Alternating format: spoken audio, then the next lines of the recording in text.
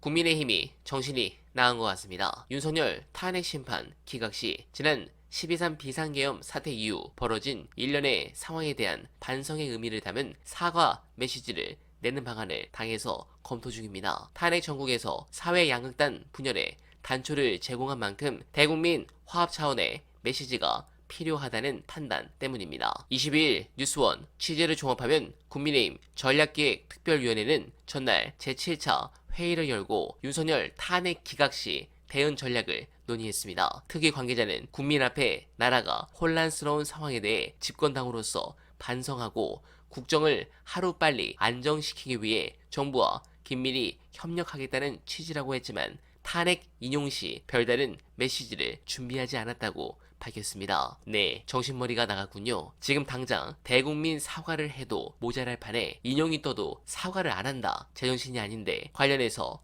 민주당이 얼마나 지금까지 잘했는지 중요한 영상 보시고 이어가 보겠습니다. 제가 한번 그 얘기 한 적이 있었는데 여기 나와서 이중 권력 상태라고. 그러니까 국민이 직접 산출한 권력이 두 개가 있는데 하나가 대통령이고 하나가 국회인데 대통령이 내란 벌였다가 실패했기 때문에 그 당시에 초기에 제가 그랬습니다. 이중 권력 상태라고. 그렇죠. 그래서 가면 갈수록 국회 쪽으로 권력이 집중될 거다. 네.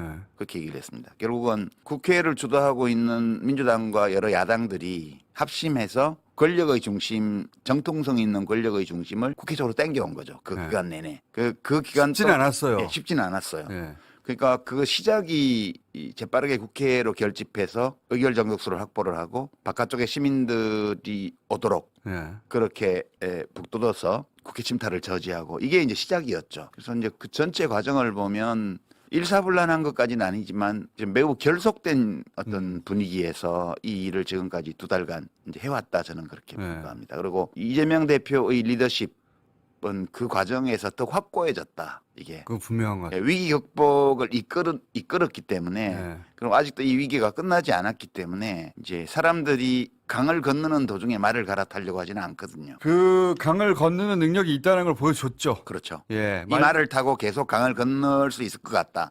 이런 신뢰를 줬기 때문에 최근 여론조사 지표를 보면 정권 교체를 원하는 시민들 중에는 이재명 대표에 대한 지지 의사가 더 강해지는 압도적이죠. 예, 그런 양상이 나타납니다. 말머리를 정확한 방향으로 이끌었고 처음에 예. 이 방향으로 강을 건널 수 있을 것 같은데 거기까지 보여줘가지고 민주당도 이 정도면은 민주당의 역사를 오래 봐왔습니다만 이 정도 굉장히 일사불란하죠. 그렇죠. 예. 합심해서 해왔죠. 네, 공감합니다. 이번 계엄이 실패로 돌아간 것은 아직 우리나라가 망할 운명은 아니라는 점을 역설적으로 운면한다고 생각합니다. 계엄 선포를 듣자마자 국회로 달려간 시민들, 목숨을 걸고 담을 넘어 계엄 해제 요구 결의안을 통과시킨 국회의원들, 엄동설안에도 탄핵을 외쳤던 광장의 응원봉들, 그리고 잊지 말아야 할 사람들이 있습니다. 상부의 부당한 명령에 항의하고 계엄이 끝난 뒤에는 있는 그대로 진실을 말하고 있는 군인들입니다. 그런 부분에서 헌재는 이번 탄핵 심판의 모든 절차를 만장일치로 진행하고 있다고 합니다. 탄핵 인용 또한 만장일치로 결정할 것입니다. 계엄 담화문과